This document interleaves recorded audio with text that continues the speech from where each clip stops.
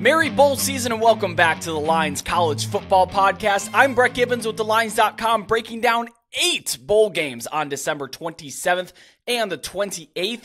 Before we get into it, don't forget to follow The Lines on Twitter at TheLinesUS, and I am at Road to CFB. Tune in to our other shows with Kelley Ford for previews and picks of the remaining bowl games on our slate. We've got New Year's 6 coming up, college football playoff national championship, a lot of big games ahead of us. And also be sure to check out the other full lineup of shows that we have, include Beat the Closing Number with Eli Hershkovich and Mo Nuwara, and the Lines Megapod featuring Steven Andrus and Matt Brown. But I want to start here with the Military Bowl. Virginia Tech, a 10.5-point favorite over Tulane. And this game carries an over-under of 44.5 points. It kicks off Wednesday afternoon at 2 p.m. Eastern on ESPN. They played this one in Navy Marine Corps Memorial Stadium. Yeah, it's a mouthful there, but that is home to Navy in Annapolis, Maryland, one of 13 FBS venues that also hosts a bowl game. Now, we are looking at some rain and some wind for this game. Sustained winds between 13 and 15 miles an hour, maybe peaking a little bit more than that. We're talking wind gusts well into the 20s, of course, as well. And there is a good chance of rain during this game. So keep in mind, outside weather factors, this was already projected to be a pretty low-scoring game, but also the rain and wind has driven this total down a little bit. Now, with Tulane, there's a lot to go over. A lot of changes going on with the Green Wave. Head coach Willie Fritz, of course, is off to Houston, and he's taking most of his staff with him. Star quarterback Michael Pratt opted out of this game. Top wide receiver Chris Brazzell left for Tennessee. In total, 10 starters will be out for Tulane due to transfers, NFL, some injuries. In the wide receiver room, the cupboard is left pretty bare here. Lawrence Keys hasn't played since week 11, and Jaquan Jackson is out for transfer too. So we're talking about one of their top 4 pass catchers actually potentially available for this game. As a result, we've seen Virginia Tech on the rise. They did open as a 4-point favorite. Like I said, now up to 10.5. That may climb. We'll see. However, on the other side, if we're looking at quarterbacks here, Kai Horton, his name is in the transfer portal, but the reports are that he is practicing with the team. Look, he's a capable player. He played pretty well in Michael Pratt's absence earlier in this year. If he suits up, I think Tulane is in a little bit better spot than maybe we initially assessed here. If they were down to quarterback 3, it would be full panic button, red alert for Tulane there. Now, the Hokies, they are without 2 of their starting safeties, but otherwise, mostly intact for this game. A tight end, I think, is in the portal as well. I like the direction that this team is headed under Brent Pry. He's done a fantastic job with this program. It was at the absolute low of Virginia Tech football, and he's starting to pull them in a good direction. They after Kyron Drones, the new quarterback here, took over and got a couple of starts under his belt, Virginia Tech really beat the teams they should have, and also lost to the teams you put should in quotes, but teams that were better than them. They lost those games, but they took care of business against weaker opponents. With a total this low, and we're talking about spread this high, and Kai Horton possibly playing in this game, I do lean Tulane plus 10.5 at this juncture. Offensive coordinator Slade Nagel, he is the de facto head coach, the interim head coach for this bowl game. He's not staying in New Orleans after this year, but he is not going with Willie Fritz to Houston. The word is, though, most of the staff following Fritz to Houston will coach in this game first, so they are not on the recruiting trail as much. They will stay with Tulane through the bowl game. Like I said, Horton is capable. He was the quarterback for the Ole Miss game, so I do like Tulane with the points when we're talking about point total this low at this juncture. Moving forward to maybe the most memeable bowl that we have on our slate here, the Duke's Mayo Bowl between North Carolina and West Virginia. The Mountaineers are 6.5-point favorites, and this game carries an over-under of 54 points. Kicks off Wednesday evening at 5:30 p.m. Eastern on ESPN from Bank of America Stadium in Charlotte. North Carolina, no, they played in this stadium earlier in the year. It is not, and they played in Duke's Mayo Bowl a couple years ago, so this is not unfamiliar territory to them. Now, we're looking at rain during the day, but it should be well out of the area by kickoff, so it's not going to be a washout, that's for sure. Should be better conditions than maybe the day is shaping up to be earlier on. North Carolina, well, they're without a ton of players as well. Drake May, of course, opted out, as did their top defender star linebacker Cedric Gray, receiver Tez Walker.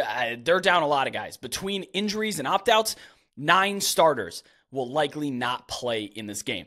Wide receiver Nate McCollum, though, he will play. He is listed on the depth chart, so I'm assuming he's going to be out there, which is a nice boost to this offense. And, of course, Amarian Hampton is going to play in this game. Now, last year, the Tar Heels were really, really shorthanded against Oregon, and almost won despite being 2-score underdogs. That may be fresh in the minds of those considering this game, but the biggest difference, they had Drake May last year, who almost single-handedly willed them into contention during that Holiday Bowl. He, of course, is not playing in this game. Now, on the other side, West Virginia, they do have a handful of rotators and backups that are in the portal, but the real absence here is all-conference center Zach Frazier. He suffered a bad injury, had to get season-ending surgery for it, so he will not play in this game, and he's not returning to Morgantown. He's off to the NFL after this. Their top receiver, Devin Carter, was hurt in their last game. It is worth monitoring. He played limited snaps. I've been seeing him on the injury report, but, check pregame warmups to see if he is playing or not. He's not a mover on the point spread per se, but he's a difference maker on the field. So the Tar Heels have not been great in bowl games under Mac Brown this time around. Their last win came in 2019, and then they've lost their last 3 outings in the postseason. Now, the quarterback will be Connor Harrell. He's a dual threat kid, redshirt freshman, big arm, nice, talented kid, can break tackles pretty well, but that's who's going to be out there, certainly a backup for North Carolina. He'll get an audition, I suppose, before Max Johnson comes in as the presumed starter for next year.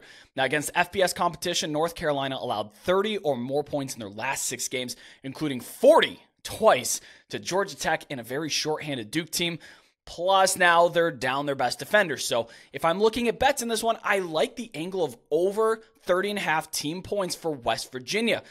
Bettors beware, if you're picking sides, total, stuff like that, it feels like a mystery box game with a lot of inconsistency on both sides of the ball, numerous absences.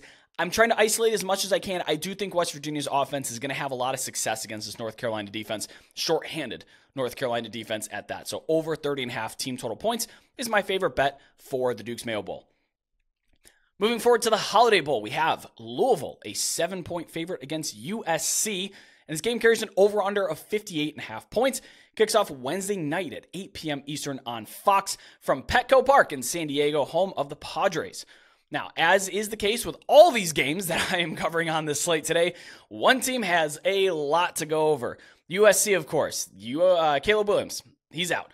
Malachi Nelson hit the portal. So it's going to be Miller Moss, and he's experienced. I think he's fully capable, high completion percentage kind of kid, low turnover-worthy throws, so he may be able to conduct this offense pretty well. But a few other starters, including their star safety, Kalen Bullock, and starting corner, Damani Jackson, they're both out. Bullock's headed to the NFL. Jackson's in the portal.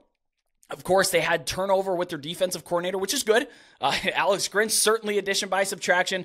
D'Anton Lynn, he's inbound, and actually he's been helping with ball prep, which is interesting. I'm not sure if he actually coaches on the sidelines or in the booth in this game, but he has been helping with prep. Now, you can say there will be a defensive improvement for USC, and to be honest, it's not that hard to do. And with a new voice inbound, yeah, they may improve, but they still don't have the personnel to be a really good defense. And, we'll see about next year, but that is the worry, that you can have the scheme in place, but if you don't have the dudes, they're not going to get a lot of stops.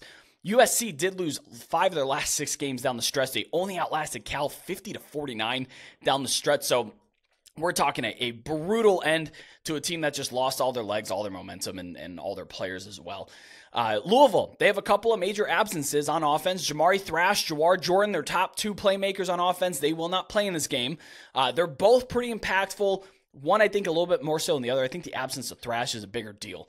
This line did sit at USC plus 7.5 for a while, but now it's moved down to 7. And then we're this late into the cycle here. I don't think that's nothing. That's definitely worth paying attention to. Although the line did have opt-outs baked into it, it hasn't quite moved like I kind of thought it might have. Louisville opened up at 6.5.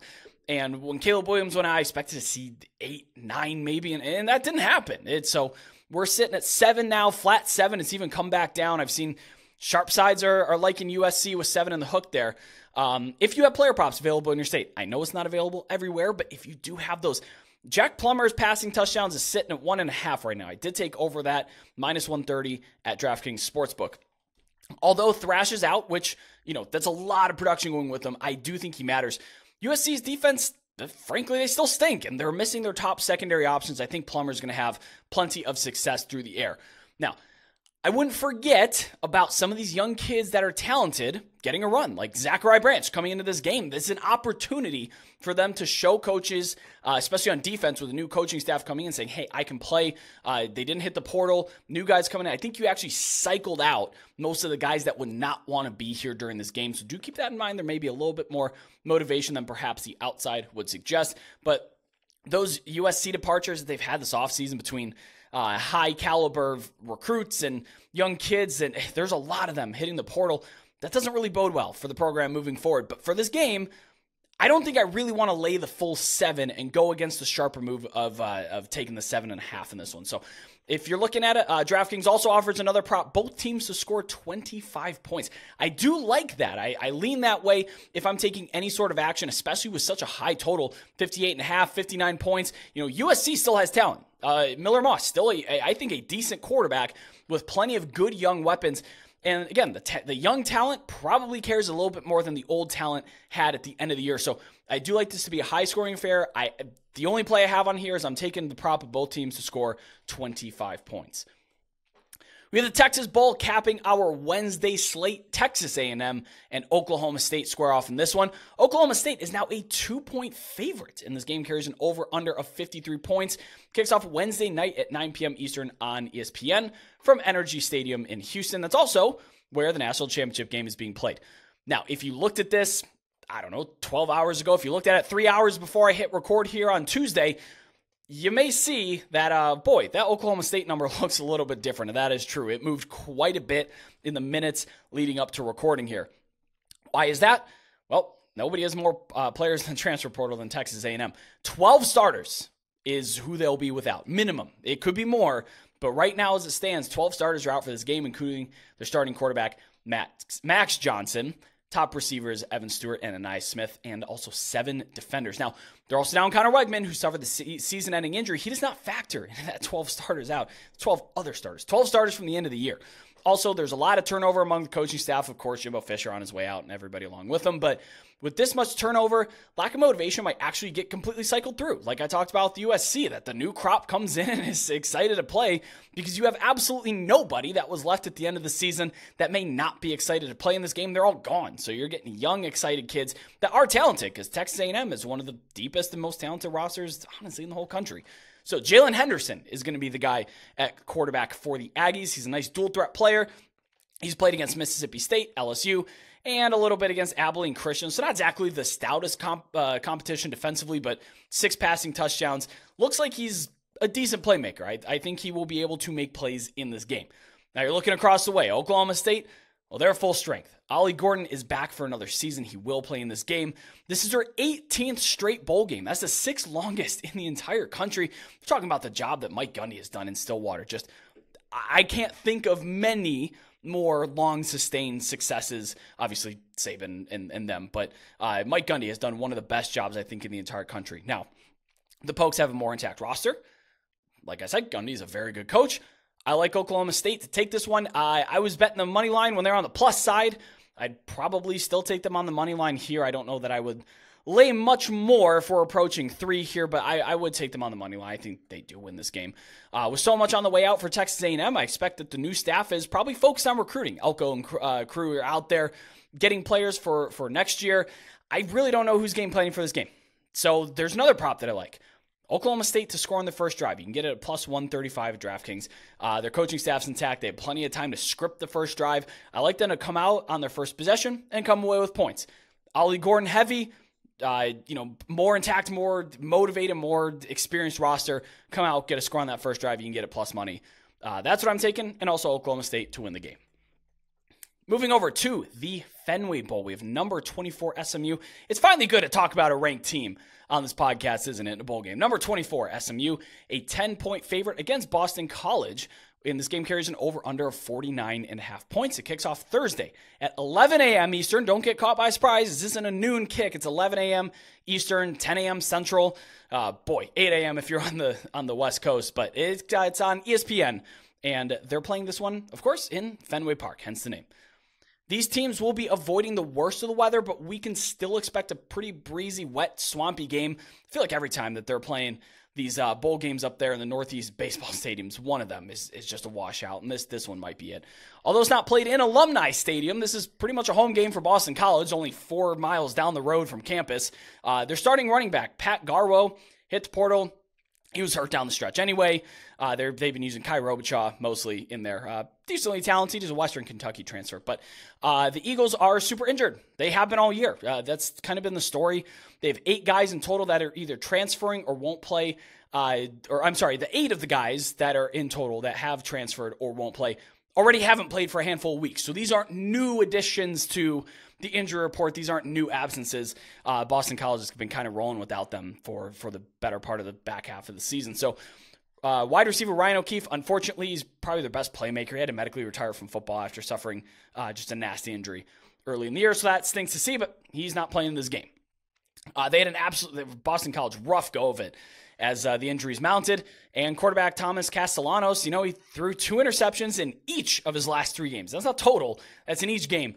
And he hasn't thrown for over 200 yards since week 8. He's been kind of I guess I got to do it myself. He's a dynamic rusher. He's dynamic on the ground, but he's also turned it over 3 times in that span on the ground. So in total, 9 turnovers for Thomas Castellanos himself in the final 4 games. SMU, they are playing without their starting quarterback, Preston Stone, who broke his leg in the final game of the regular season.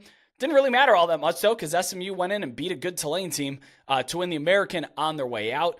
These 2 teams, actually, SMU and Boston College, actually plays ACC foes next season. So this is kind of an audition for SMU coming to the ACC. First bet I like, under 17.5 team total points for Boston College. SMU allowed 1 scoring drive for Tulane that did not start at the 1-yard line, and Tulane was at full strength. They had Michael Pratt and all them. Far superior, far more talented than Boston College, at least on offense. SMU held them to absolute peanuts. SMU's defensive front is really stout, and Boston College is banged up everywhere. So that's kind of if you really wanted to boil it down into one quick little bit as to why I would bet under the team total for Boston College, that's it. I also leaned SMU minus 10 as well, even in this low-scoring game. It's not my favorite to lay double digits with a total in the 40s, but with all the injuries and transfers, Castellanos is going to have to do a lot of it by himself.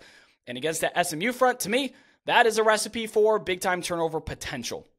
And also, last thing, SMU is going to come out and they're going to want to make a statement to the ACC, especially after that Florida State document came out, kind of ripping them for adding them. I think they're going to want to come out and say, no, we absolutely belong here with the rest of you guys.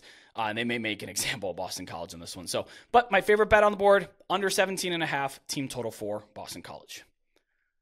We are not done talking about bowl games being played in Northeast baseball stadiums. We're heading over to the Pinstripe Bowl.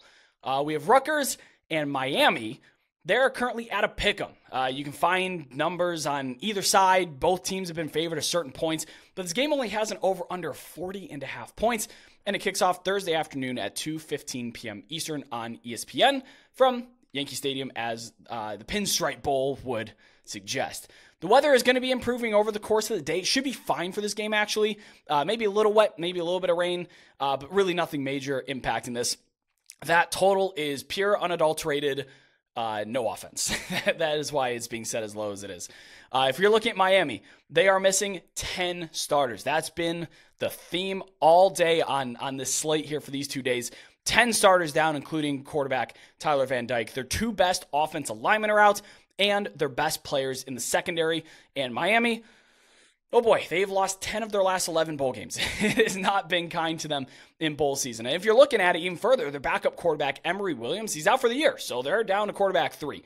Rutgers, on the other hand, they are bowl eligible for the first time since 2014. Now, you're saying, wait a minute, they played in a bowl game in 2021, yet they were inserted after the fact with just 5 wins. So this is true bowl eligibility for Rutgers for the first time since 14. Running back Kyle Monangai, he is returning next year, which means he will play in this game. However, the Scarlet Knights will be without their top corner, top defender, maybe their best player, Max Melton. He's headed to the NFL. This is a game that I am betting against motivation. If you don't take motivation into account in bowl games, I can't help you. Is it easy to pinpoint? No. Can you be off the mark with motivation? Yeah, absolutely. I've been wrong a couple of times this year on motivation on these teams, but This one to me just screams like Miami doesn't really care. Historically, they don't really care about these bowl games. Just look at their non-New Year's Six record in, the last 3 decades. They're also going from sunny South Florida to a very rainy and chilly New York City. Not exactly the most inspiring place to play if you're from tropical Miami.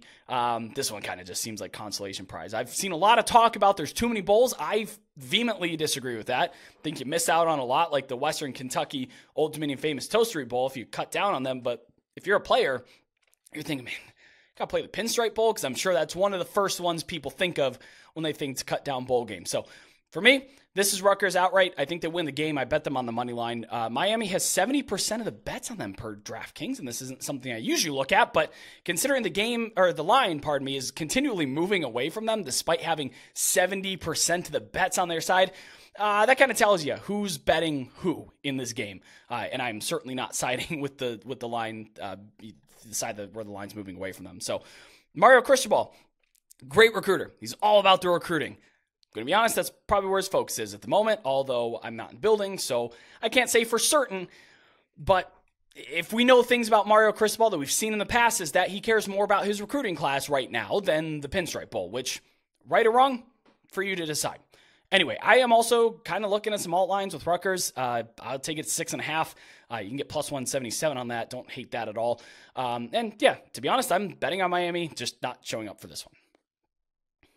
We have the Pop-Tarts Bowl. If you haven't heard of that one before, it's because it was formerly the Cheez-Its Bowl, formerly, I think, the Outback Bowl or something like that. It's been a long line of changing sponsors here. We have number 18 NC State against number 25 Kansas State. The Wildcats are 2.5-point favorites at time of recording, and the over-under is set at 47.5 points.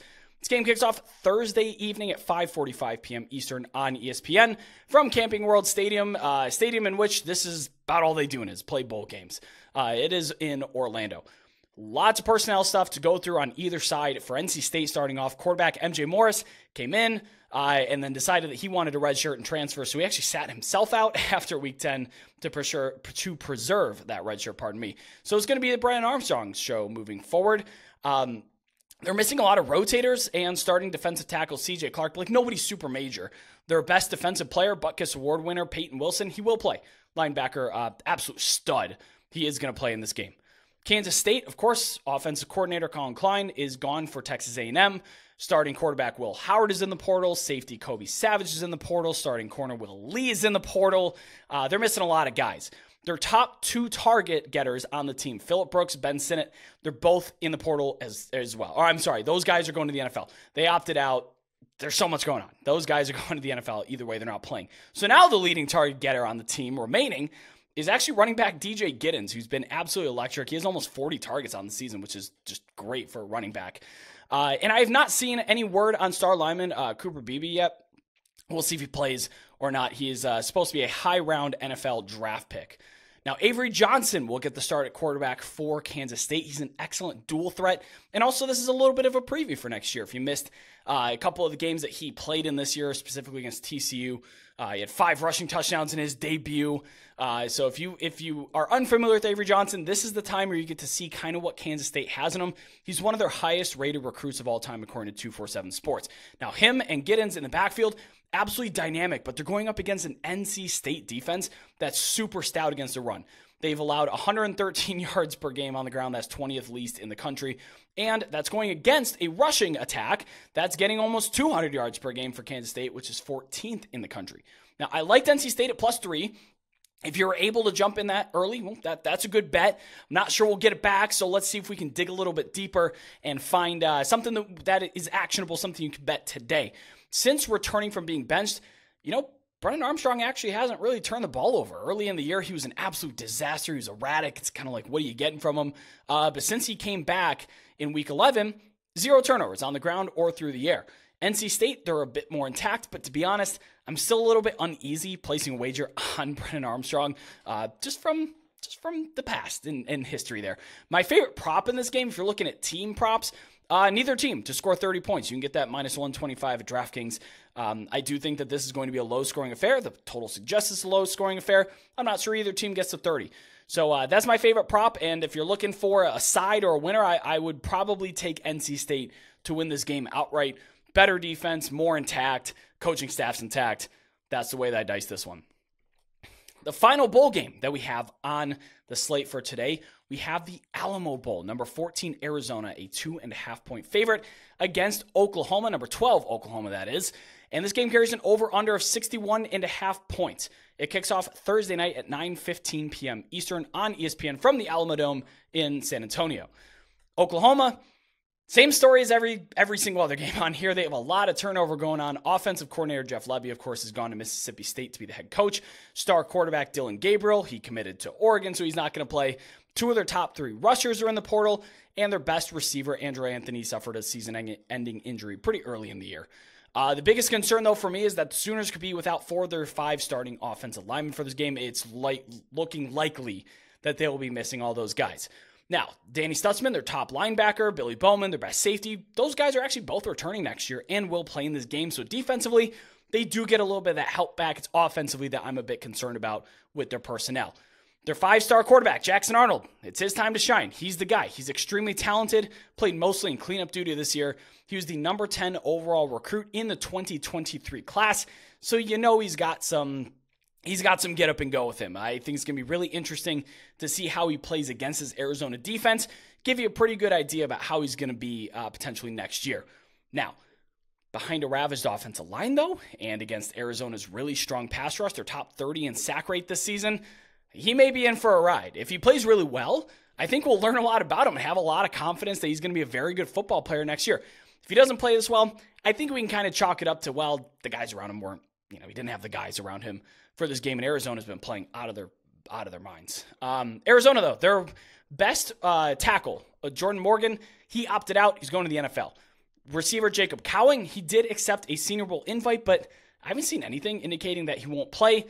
Keep an eye on that, though. That may be a day before opt-out. Quarterback, Jaden DeLora.